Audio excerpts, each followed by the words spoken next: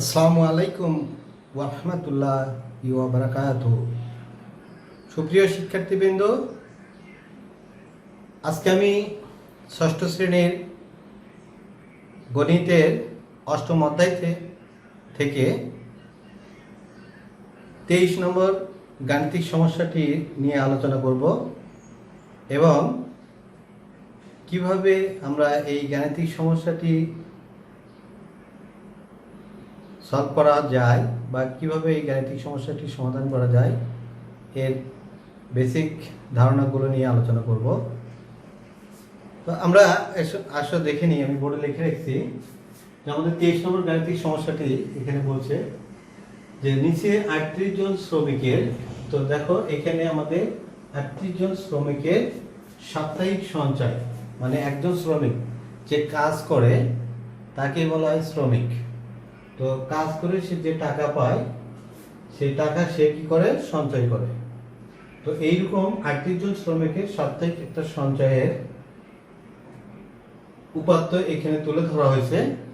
এই উপাত্তে আমাদেরকে যে গাণিতিক সমস্যাগুলো সমাধান করতে হবে তার প্রথমটি হচ্ছে ক নাম্বার, মানের ক্রমানুসারে উপাত্ত সমূহ সাজাও।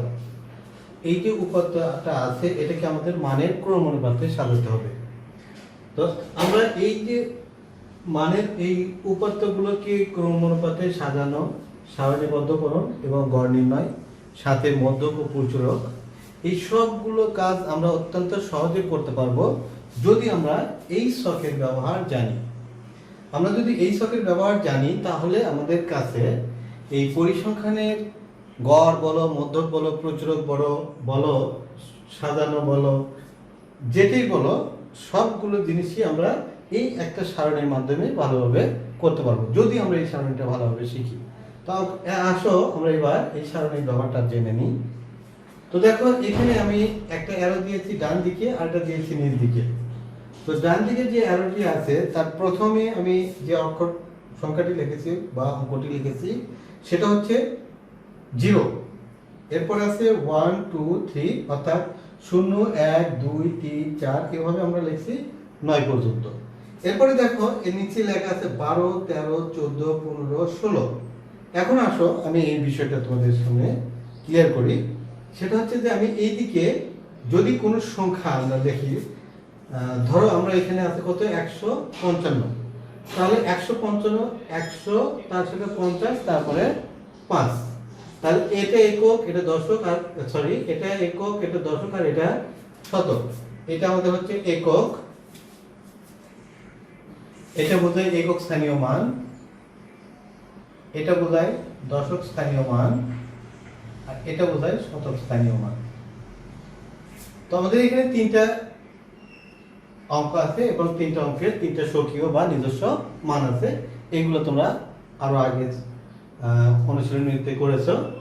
তো এখন তোমরা এখানে লক্ষ্য করো যে আমরা এখানে 12 লিখেছি, তার মানে এটা দশক আর হলো শতক, তাহলে এইগুলো সব হচ্ছে আমাদের এককের ঘর। তো আমি যদি 12 পরে 0 দিই এককের ঘরে, তাহলে আমাদের সেটা হবে 120। ধরো 12 পরে একটা 0 লাগাই দিলাম, তাহলে কত হলো, 120। তাহলে 0 লাগালে 120 হবে। 1 যদি লাগাই, 12 পরে যদি আমি 1 দেই তাহলে কত হবে, 121। তো এইভাবে আমরা 129 পর্যন্ত এখানে এই পর্যায়টা তৈরি করেছি। সেই পর্যায়ে আমাদের 1 থেকে 0 থেকে 9 পর্যন্ত আমরা সংখ্যাগুলো লিখতে পারবো। এরপরে আমরা দেখো যদি 13 থেকে শুরু করি তাহলে একইভাবে 130 131 132 এভাবে 139, আবার এখানে 140 140 42 এভাবে চলতে থাকবে। তো এই যে আমরা এখানে সারণীটা এইভাবে তৈরি করে নিলাম। এখন এটার সুবিধাটা কি আছে, আমরা গাণিতিক সমস্যাটি সমাধান করলে আরো ভালো ক্লিয়ার বুঝতে পারবো। তো তোমরা এখানে লক্ষ্য করো যে আমার প্রথম সংখ্যাটা আছে কত, 155। তাহলে আমার দেখো এখানে আছে কিন্তু 150 হিসাব।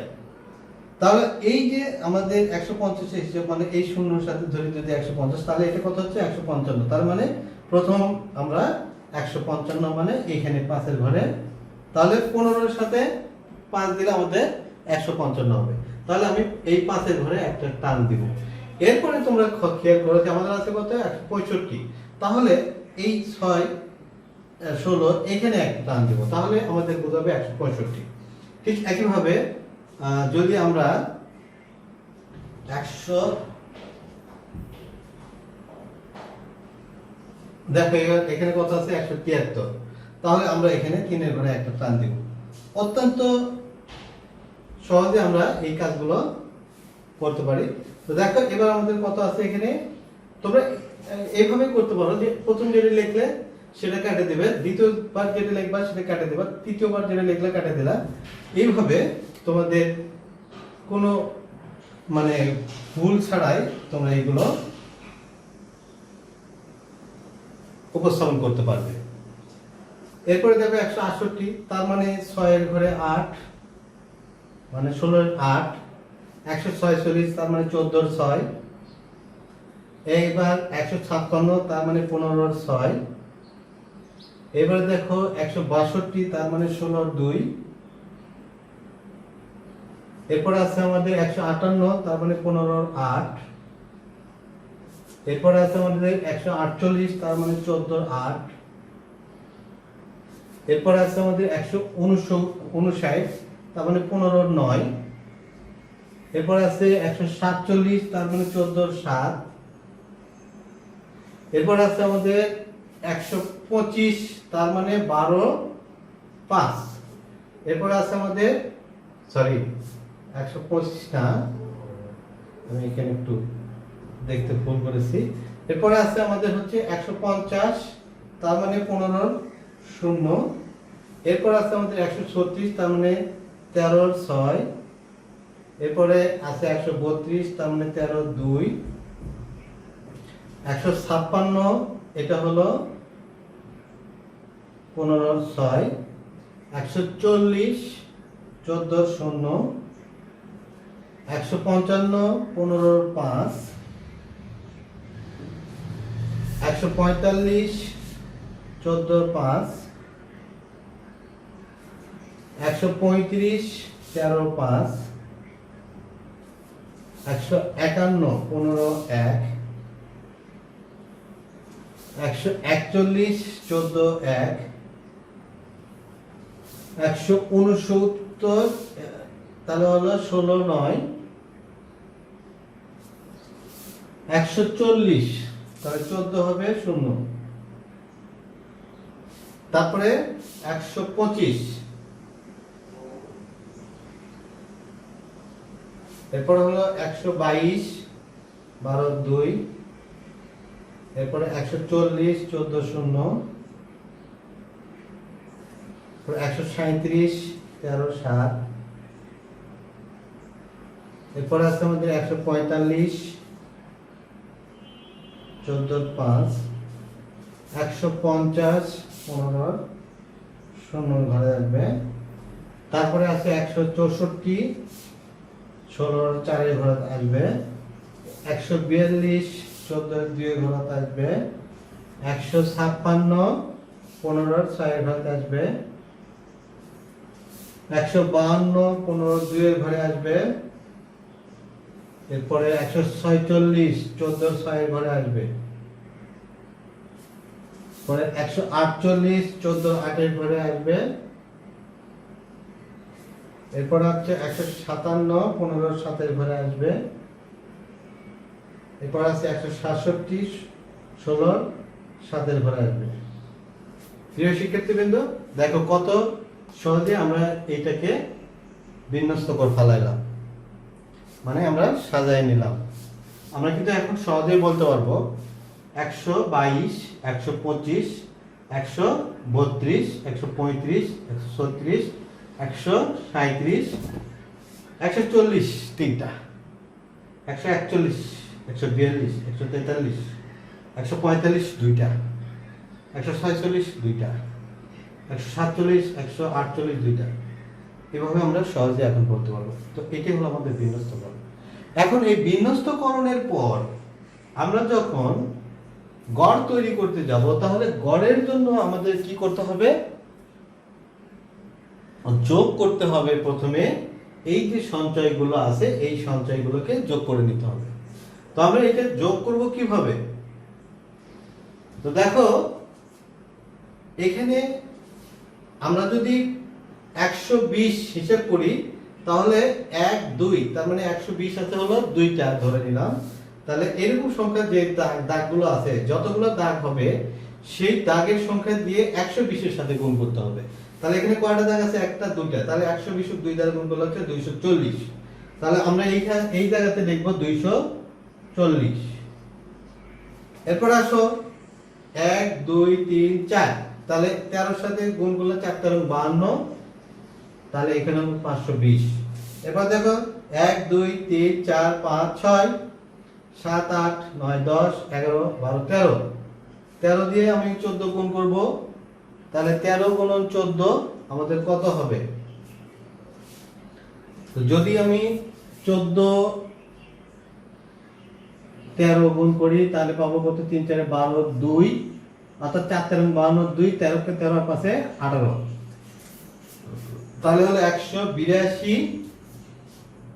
182, যেহেতু আমি এটা দশক স্থানীয় অঙ্ক গুণ করতেছি তাহলে এখানে একটা শূন্য গুণ করে শূন্য যোগ করে দিব। এরপরে আসো দেখো 1 2 3 4 5 6 7 8 9 10 11 12, 12 গুণন 15, তাহলে 5 12 60 শূন্য, 12 কে 12 আর 6 18, 180, তাহলে কত হচ্ছে? 180 আর একটা শূন্য দিলাম। এরপরে 1 2 3 4 5 6, 16 কে 6 দিয়ে গুণ করলে 6 96। এরপরে 17 এর ঘরে আছে আমাদের একটা, তাহলে 170। প্রিয় শিক্ষার্থীবৃন্দ, আমি তোমাদের বোঝার সুবিধার্থে বিষয়টি আরেকবার বলছি। তো দেখো আমাদের এখানে এই যে 12 লিখছি আমি, 12 পরে আমি যে শূন্য দিয়েছি তার মানে 120 121 122 এইভাবে আমাদের এগুলো কাউন্ট হবে।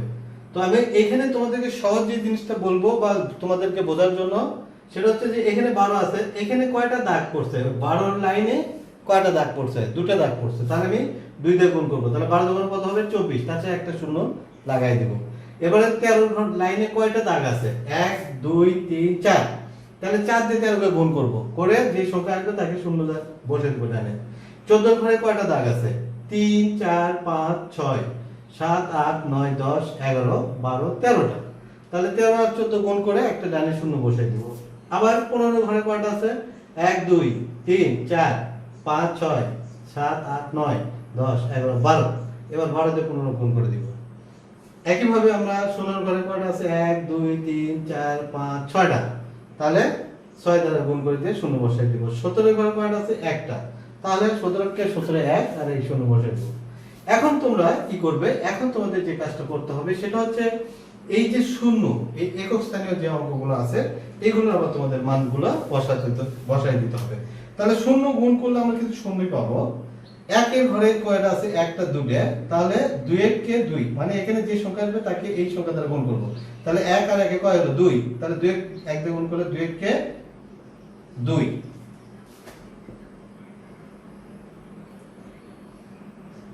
এরপরে দেখো এখানে দাগ আছে করে একটা দুইটা তিনটা চারটা পাঁচটা ছয়টা, তাহলে 6 দুগুণে কত হবে? 12। এখানে দাগ আছে কয়টা? একটা, তাহলে 3 এর কে 3, এখানে দাগ আছে কয়টা? একটা, 4 এর কে 4, এখানে দাগ আছে 1 2 3 4 5 6 7টা, তাহলে 5 7টা 35। এখানে দাগ আছে 1 2 3 4 5 6টা, তাহলে 6 6 36।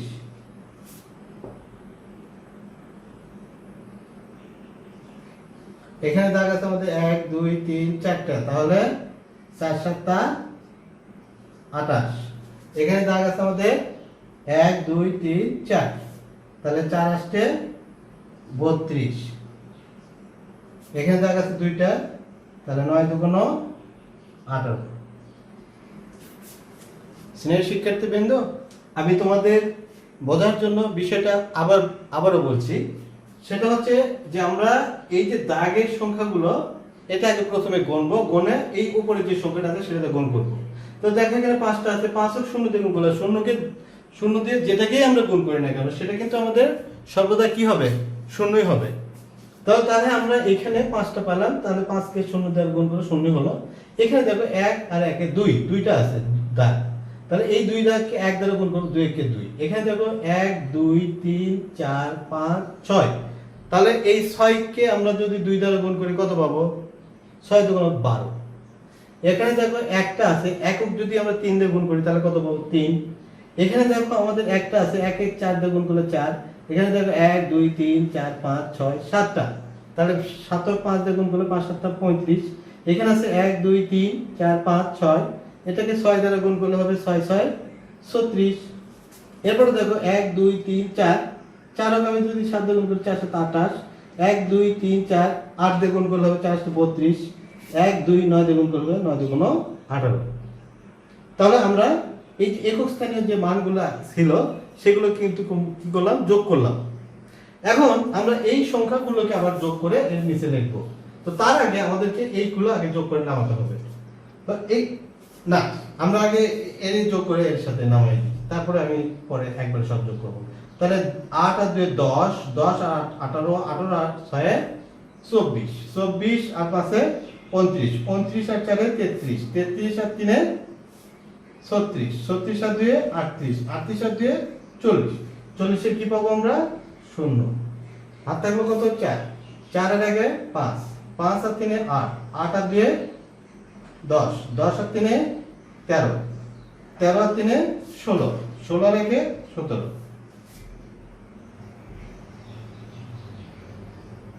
তাহলে দেখো আমাদের এই যে একক স্থানীয় যে সংখ্যাগুলোর যোগ, মানে সংখ্যাগুলো যোগ করে আমরা যেটা পেলাম, সেই সংখ্যাগুলোকে আবার যোগ করে আমি এই পাশে লিখব। লেখার পরে এখন এই সবগুলো যোগ করে দেব। তাহলে দেখো এখানে শূন্যগুলো যোগ করলে আমরা শূন্য পাবো। তারপরে 2 4 আর 2 6 আর 2 8, 8 8 8 8 আর 6 14, 4 2 6 2 8, 8 আর 6 14, আর সাথে 21 আর সাথে 28 8। হাত থাকলো কত তোমাদের? 2, 2 আর 2 4, 4 আর 5 9, 9 আর 8 17, 17 আর 8 25, 25 আর 9 34, 34 আর 1 35, 35 আর 1 36, 36 এ 6। হাত থাকলো 3, 3 আর 1 4, 4 আর 1 5। দেখো আমরা আবার আরেকবার দেখে নিই যে আমাদের যোগটা ঠিক আছে কিনা। আমরা শূন্যগুলো দেখলাম, তারপরে 4 আর 2 6 2 8, 8 6 14, সাথে 21 আর সাথে 28 8, হাতে 2, 2 আর 2 4 5 9, 9 আর 8 17, 17 আর 8 25, 25 আর 9 34, 34 আর 1 35, 35 আর 1 36 এর 6। হাত থাকলো 3, 3 আর 1 4, 4 আর 1 5। তাহলে আমি সর্বমোট যোগফল কত পেলাম? যে সংখ্যা, এই সংখ্যাগুলো যোগ করলে আমাদের এটা আসবে। তাহলে আমরা এই ছকটা, এটা যদি আমরা করি আমাদের ভুল নাই, আমরা এই ছকটা করলে আমাদের ভুল হবে না।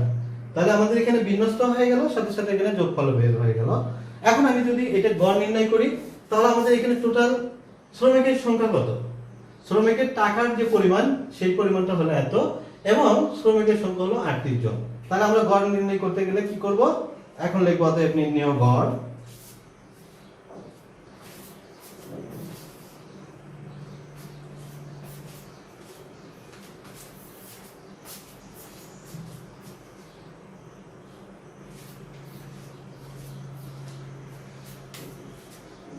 অতএব, আচ্ছা আমরা গড়টা পরে লিখতেছি না, পরেই পাবো। তাহলে আমরা গড় লিখতে গেলে কি লিখবো? অতএব নির্ণেয় গড় সমান আমার এই শ্রমিকের মজুরির যে সংখ্যার যোগফল, সেই যোগফল লিখবো আমরা এখানে কত? 56 80, আর মানে শ্রমিকের সংখ্যা কত আছে? 38 জন।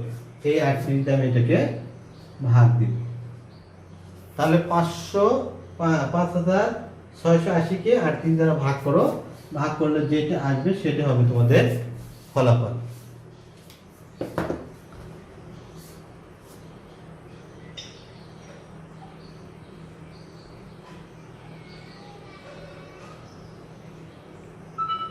ক্যালেন্ডার ক্যালকুলেটর 5680 ভাগ 38 সমান হচ্ছে কত? 149.47।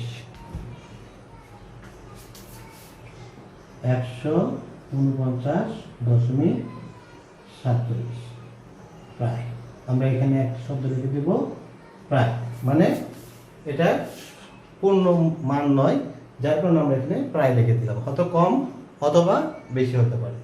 তো তাহলে প্রিয় শিক্ষার্থীবৃন্দ, তোমরা এইভাবে এই সারণী তৈরি করার মাধ্যমে সহজেই গড় নির্ণয় করতে পারবে। তো এবার আমি গড় নির্ণয় করে দেখলাম। এবার দেখো সারণীবদ্ধকরণ। আমরা সারণীবদ্ধ করব। তো সারণীবদ্ধকরণের ক্ষেত্রে আমাদের যে সঞ্চয়টা আছে, এই সঞ্চয়ের পরিমাণটা আমরা দেখো এখানে লিখে রেখেছি, সঞ্চয়ের পরিমাণ টাকায় এবং শ্রমিকের সংখ্যা, যে কোন সঞ্চয়ে কতজন আছে। আরেকটি কথা তোমাদের এখানে বলিনি, সেটা হচ্ছে যে আমাদের এই যে এখানে যে সংখ্যাগুলো আমরা রেখেছি, সেই সংখ্যাগুলো কিন্তু আমাদের 38টা হতে হবে। যদি 38টা না হয় তাহলে কিন্তু আমাদের মানে হিসাব মিলবে না। তো দেখো এখানে কয়টা আছে, উপর লাইনে আছে 2টা, নিচে আছে 4টা, 6টা, 6 3 9 10 11 12 13 14 15 16 17 18 19 20 21 22 23 24 25 26 27 28 29 30 31 32 33 34 35 36 37, এই এক দিয়ে হলো তোমাদের 38। তাহলে 38টা আমাদের এই 38টা সঞ্চয়ের পরিমাণ এখানে আছে। তো এখন এটাকে আমরা যদি ক্রমানুসারে সাজাই, তাহলে তোমরা এখন সাজায় দিলে লিখেও দিতে পারো এইভাবে। প্রথমে লিখবে 120, তারপরে 122, তারপরে 25, তারপরে 132, তারপরে 135, 136, 137, এভাবে লিখতে থাকবে। 140 লিখবা কয়টা? 3টা। 141, 142, এভাবে এখন তোমরা ইচ্ছা করলে সাজায় দিতে পারবে, সমস্যা নাই। বা এভাবে তোমরা মানে সারণী করে নিয়ে নিচে লিখে দিবা। এখন আমরা যেটা করতে চাচ্ছি সেটা হচ্ছে সারণীবদ্ধ। তাহলে সারণীবদ্ধ করতে গিয়ে প্রথমে আমি কত, 122 টাকা, তাহলে 122 টাকা লিখলাম। 122, এই 122 কয়জন পায়? এই 122 একজন পাচ্ছে, মানে এখানে যে কয়টা দাগ দেখবে সেটা ওই শ্রমিকের সংখ্যা। তাহলে কয়জন? একজন। তাহলে আমি এখানে 1 লিখলাম, শ্রমিকের সংখ্যা হলো 1। আবার দেখো 125 লিখলাম। 125 কয়জন আছে? একজন। তারপরে 132, 135, 136, 137, এগুলো সব একজন করে। 132, 135, 136, 137, 132, 135, 136, 137, এগুলো সব আছে একজন করে। এরপরে আমাদের 140 আছে 3জন। 140 আছে 3জন। এরপরে আমাদের 142 আছে একজন। 142 আছে একজন। এরপরে দেখো আমাদের 143 টাকা পাবে একজন। এরপর দেখো 145 টাকা পাবে হচ্ছে আমাদের 2জন। এরপরে 146 পাবে হচ্ছে 2জন।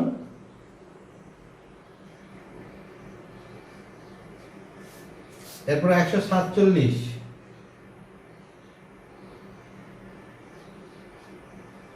এটা পাবে হচ্ছে একজন। 146 পাবে হবে 2জন।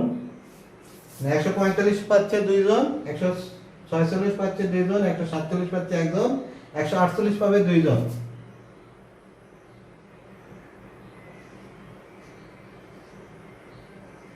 তারপরে আমাদের 150 পাবে হচ্ছে 2জন। 150 পাবে হলো 2জন।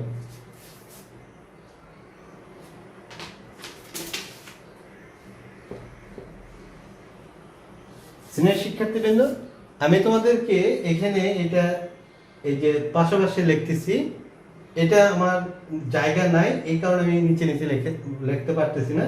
তোমরা তোমাদের খাতায় নিচে লিখে যাবে। যদি কোনো কারণবশত নিচে লেখা সম্ভব না হয়, তাহলে তোমরা আমার মতো করে এভাবেও লিখতে পারবে, এতে তোমাদের অঙ্ক ভুল হবে না। তাহলে আমাদের এখানে আরেকটু মানে এক্সটেনশন করতে হবে।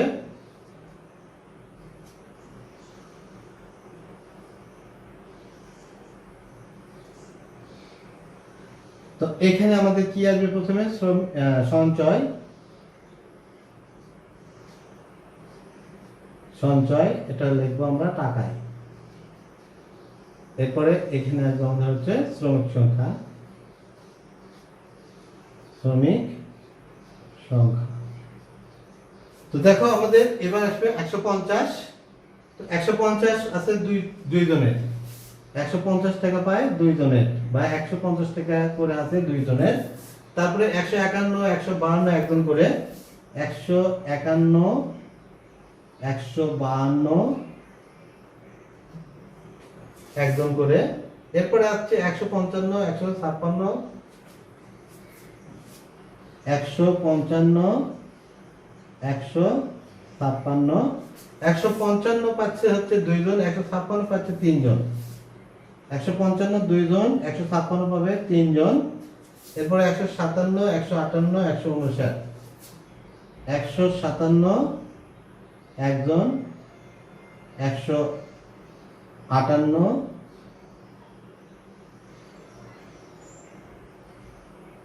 একজন, 159 পাবে একজন। প্রিয় শিক্ষার্থীবৃন্দ, আমি তোমাদেরকে আগে বলছি যে আমাদের এই সারণীটা আমরা নিচে নিচে লিখতে পারি, অথবা মানে ডান পাশে এরকম আমি যেভাবে লিখছি এভাবে লিখতে পারি। কিন্তু এখন দেখো আমার এখানে যেহেতু আরো কিছু জায়গা প্রয়োজন, তাহলে আমি এইটা আর এই নিচে নিয়ে এসে লিখতে পারবো না, আমাকে এই নিচে লিখতে হবে, না হয় ডানে লিখতে হবে। তা আমি এই নিচেই লিখতেছি।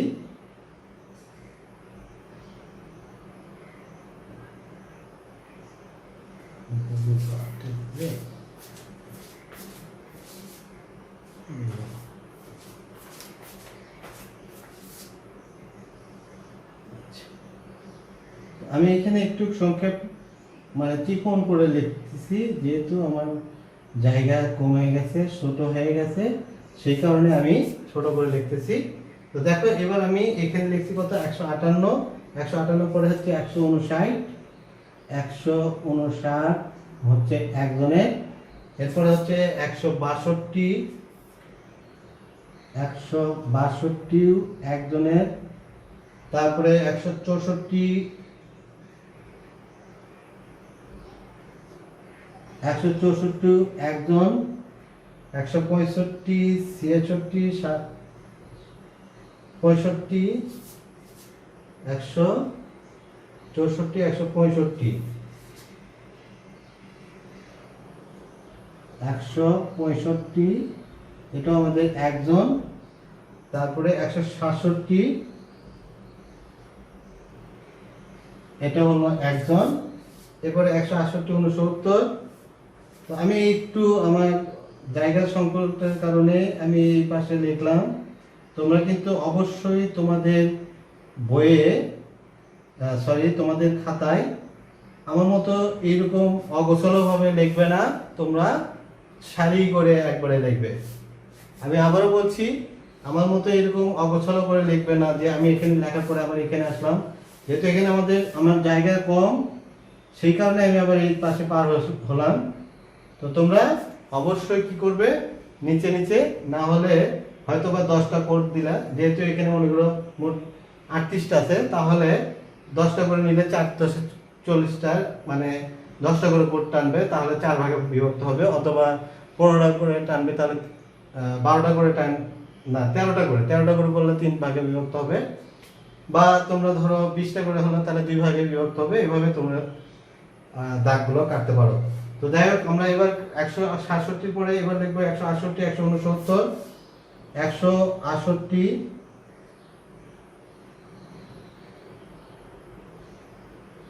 168 হবে আমাদের একজনের জন্য। এরপরে 169 হবে,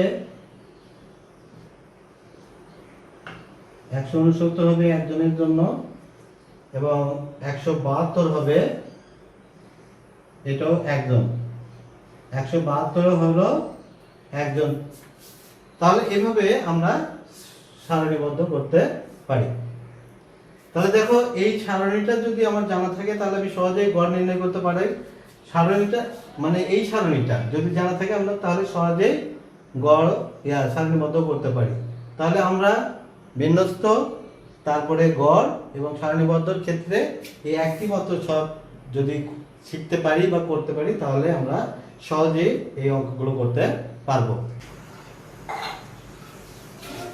শিক্ষার্থীবৃন্দ, দেখো আমি তোমাদের বলেছি যে এই ছকটা যদি আমি জানি তাহলে অত্যন্ত সহজেই বা অতি সহজেই আমরা গড়, মধ্যক, প্রচুরক, তারপরে বিন্যস্তকরণ, তারপরে শ্রেণীবদ্ধকরণ সব কিছুই ভালোভাবে সহজেই করতে পারবো। তো এখন দেখো আমাদের এই অঙ্কে এখন কি বলছে, মধ্যক নির্ণয় করতে বলছে। তো মধ্যক আমরা কিভাবে নির্ণয় করবো? মধ্যক নির্ণয়ের ক্ষেত্রে আমাদের যেটা জানা আছে সেটা হচ্ছে, বা তোমাদেরকে যেটা জানতে হবে সেটা হচ্ছে যে এই যে শ্রমিকের সংখ্যা, অর্থাৎ এটাকেই বলা হয় গণসংখ্যা। তো এই গণসংখ্যা কতটি আছে? দেখো এখানে আছে 38টি। তো এই গণসংখ্যা জোড় এবং বিজোড়ের উপর নির্ভর করে আমাদের মধ্যক। তো মধ্যক নির্ণয়ের সূত্রটি হচ্ছে, যদি তোমাদের মধ্যক মানে মাঝখানের যে অংশ সেটা হবে মধ্যক। যেমন ধরো আমি যদি এখানে বলি 1 2 3 4 5, তাহলে মাঝখানে কোনটা? তাহলে দেখো এই পাশে দুটো আছে, এই পাশে দুটো আছে, তার মাঝখানে কত আছে? 3। এখানে কিন্তু আরেকটা কথা আছে, সেটা হচ্ছে যেমন যদি এরকম ভাবে থাকতো 1 3 2 5 4, তাহলে কিন্তু আমাদের মধ্যক 2 হবে না। এখানে কথা হচ্ছে যে আমাদের সংখ্যাটা ক্রম অনুপাতে থাকতে হবে। কি অনুপাতে থাকতে হবে? ক্রম অনুপাতে থাকতে হবে। তাহলে ক্রম অনুপাতে যদি থাকে তাহলে আমাদের এই পাশে দুটো, এই পাশে দুটো, মাঝখানে আছে 3, তাহলে মধ্যক হলো 3। দেখো এটা নির্ণয়ের ক্ষেত্রে যে আমাদের সূত্রটা ব্যবহার করা হচ্ছে সেটা হচ্ছে যে টোটাল যে সংখ্যাটা গণসংখ্যা সেটাকে বলা হয় n, আর যোগ হলো 1 ভাগ হলো 2। তাহলে n এর মান কত? n এর মান হলো, অর্থাৎ গণসংখ্যা হলো 5টা, 1 2 3 4 5টা। তাহলে 5 যোগ 1 ভাগ 2, তাহলে দেখো 5 আর 1 6 ভাগ 2 সমান কত হলো? 3। তাহলে দেখো মাঝখানের সংখ্যাটা কত হচ্ছে? 3। সরি, মাঝখানে যে সংখ্যাটা থাকে এখানে যেটাই থাক না কেন 3 নম্বর সংখ্যাটা হবে আমাদের তোমার মধ্যক। তাহলে আমাদের এখানে 1 2 3 এর কথা না, কথা হচ্ছে যে আমাদের ক্রম অনুপাতে সাজাতে হবে। ক্রম অনুপাতে সাজানোর পরে আমি আবারও বলছি, আমাদের এটা ক্রম অনুপাতে সাজাতে হবে। সাজানোর পরে আমাদের যে 5টা সংখ্যা আছে সেই 5, মানে এখানে আমাদের টোটাল গণসংখ্যা আছে 5টি। তাহলে 5 যোগ 1 ভাগ 2, অর্থাৎ গণসংখ্যাটাকে আমরা টোটাল গণসংখ্যাকে n দ্বারা প্রকাশ করে থাকি। তাহলে n যোগ 1, তাহলে 5 যোগ 1 ভাগ হবে 2, অর্থাৎ 3 নম্বর পদ। এটা হলো বিজোড় সংখ্যার ক্ষেত্রে। আর যদি জোড় হয় তাহলে জোড়ের ক্ষেত্রে মধ্যক হবে, মধ্যক সমান n ভাগ 2 তম পদের মান যোগ n ভাগ 2 প্লাস 1 তম পদের মান ভাগ হবে 2। আমি আবার বলছি, n যদি জোড় হয়, n সমান জোড় হলে বা n জোড় সংখ্যা হলে, n যদি উপাত্তের যে গণসংখ্যা আছে এটা যদি জোড় হয় তাহলে আমাদের মধ্যক নির্ণয়ের সূত্রটা হবে n ভাগ 2 তম পদের মান যোগ n ভাগ 2 প্লাস 1 তম পদের মান।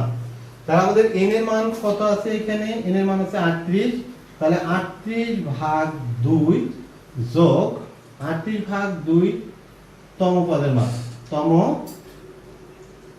পদের মান যোগ 38 ভাগ 2 যোগ 1 তম পদের মান ভাগ হলো 2। তাহলে 38 কে ভাগ করলে তো 19 দিয়ে, তাহলে 19 তম পদের মান যোগ 19 আর একে 20 তম পদের মান ভাগ হলো 2। তাহলে আমরা এখন 19তম পদ। তাহলে দেখো আমরা এই সারণী যদি থাকি আমরা সহজে 19তম পদ আর 20তম পদ খুঁজে পাবো। এটা হলো আমাদের প্রথম, দ্বিতীয়, তৃতীয়, এইভাবে দেখো। তাহলে এটা 1 2 3 4 5 6 6 আর এখানে আছে কয় 3। তাহলে 6 আর 3 কত হলো 9। 9 একে 10, 10 একে 11 12 13 14 15 16 17 18 19। তাহলে 19তম পদ কত হবে আমাদের? 19তম পদ হবে 140 আর 8 কত হলো 48। 140 আর 8 হলো কত 48। তাহলে 148 যোগ 20তম পদ। তাহলে দেখো আমি আবারও তোমাদের বোঝার সুবিধার্থে বলছি, সেটা হচ্ছে দেখো 1 2 3 4 5 6 6 এখানে আছে কয়টা? 3টা। তাহলে 6 আর 3 কত হবে 9। 9 একে 10, 10 একে 11, 11 একে 12, 12 একে 13, 13 একে 14, 14 একে 15, 15 একে 16, 16 17 18 19। তাহলে 19 কত হচ্ছে? এই যে এটা 14, 14 সাথে 8 লাগাই দাও, তাহলে কত হবে 48। 14 এর সাথে আমরা 8 দিয়ে দিলাম, তাহলে কত হলো 148। তাহলে 148 হলো 19তম পদ। তারপরে আমাদের 20তম পদ হচ্ছে এই যে মনে করে এটা হলো 20, এটা হবে 21। তাহলে 20তম পদ হবে কত? এটা 0। তাহলে 5 15 এর সাথে আমরা যদি 0 লাগাই দিই তাহলে কত হলো 150। তাহলে 20তম পদ হলো 150, ভাগ হলো কত 2। তাহলে দেখো এই 148 150 যোগ করলে হবে কিন্তু 298। 298। এই 298 কে আমি যদি 2 দ্বারা ভাগ করি তাহলে কত হবে? 2 একে 2, 3 দুগুণ 4 দুগুণ 8, 9 দুগুণ 18, 149। তাহলে আমাদের এই যে গড় সংখ্যা আছে, সরি এই যে আমাদের পরিসংখ্যানের উপাত্ত, এই উপাত্তের অবিন্যস্ত উপাত্তের এটাকে বিন্যস্ত করে নিয়ে আমরা যদি মধ্যক নির্ণয় করতে যাই তাহলে আমাদের এই বিন্যস্তকরণের ক্ষেত্রে মানে এমনি লিখতে গেলে আমাদের অনেক সময় ভুল হওয়ার সম্ভাবনা থাকে, কিন্তু আমরা যদি এই সারণীটা তৈরি করি তাহলে আমাদের এই বিন্যস্তকরণের ক্ষেত্রে কোনো ভুল হবে না। তারপরে আমাদের এই সংখ্যাগুলো লেখার ক্ষেত্রে কোনো ভুল হবে না। অর্থাৎ আমাদের এটি একটি গুরুত্বপূর্ণ সারণী। এই সারণীটা আমাদেরকে তৈরি করা শেখাই লাগবে। এটা তোমরা যদি ভালোভাবে বুঝতে না পারো তাহলে আমাকে জানাবে কমেন্টে। আমি অবশ্যই তোমাদেরকে এটা আরো ভালো করে বুঝে দেওয়ার চেষ্টা করব। এটা আজকে যদি তোমরা ভালো করে শিখো তাহলে তোমরা যদি ভালো করে লেখাপড়া করো, যতদূর পর্যন্ত পড়াশোনা করবে, পরিসংখ্যানের যে কোনো হিসাব নিকাশ আসলে তোমরা ইনশাআল্লাহ করতে পারবে। তাহলে আমরা এখানে আমাদের এটার মধ্যক বের করে নিলাম। এখন দেখো আমরা এখানে প্রচুর সহজে বের করতে পারবো। তাহলে দেখো যে আমাদের কোনটা সবচেয়ে বেশি আছে, যেটা সবচেয়ে বেশি আছে সেটা হবে প্রচুর। তাহলে এখানে 140 আছে বেশি এবং 100 কত আছে 56। 140 আর 156 সবচেয়ে বেশি বার আছে, মানে একই সংখ্যক বার, যেহেতু দুটোই আছে, এটাও 3 বার এটাও 3 বার, সেই জন্য 140 এবং 156 হয় আমাদের প্রচুরক। তাহলে কোন উপাত্তে যে সংখ্যাটা সর্বাধিক বার ব্যবহার করা হচ্ছে বা যে সংখ্যাটা সর্বাধিক বার আছে সেটা হবে প্রচুরক। একই পরিমাণ সংখ্যা যদি দুইটা হয়, যেমন ধরো এখানে 140 এটাও 3টা আছে, আবার 156 এটাও 3টা আছে, সুতরাং এই দুইজনই হবে এখানে প্রচুরক। একই পরিমাণ সংখ্যা দুটো আছে, যেমন ধরো 140 3বার আছে, 156 3বার আছে, সুতরাং প্রচুরক হবে 140 আর হলো 56। সর্বাধিক বার যেটা থাকবে, সর্বাধিক বার যেটা থাকবে তার চাইতে 2 কম আছে 2 বার করে, কিন্তু সেগুলো আমাদের প্রচুরকের মধ্যে যাবে না। প্রচুরক মানে হলো বেশি পরিমাণ। তাহলে আমরা এখান থেকে প্রচুরক লিখতে পারি। আমি আর ভাষা লিখলাম না, আমি শুধু উত্তরটা লিখে দিলাম। প্রচুরক কত হবে 140 ও 156। এই হলো তোমাদের 23 নম্বর গাণিতিক সমস্যার সমাধান। আশা করি আমি যেভাবে উপস্থাপন করেছি তোমরা সেভাবে বোঝার চেষ্টা করবে। ইনশাআল্লাহ তোমরা এটা বুঝে এই অধ্যায়ের আরো অন্যান্য যে অঙ্কগুলো আছে সেগুলো সহজেই করতে পারবে। তো আজকের মতো এখানেই শেষ করছি। সবাই ভালো থেকো, সুস্থ থাকো। আল্লাহ হাফেজ।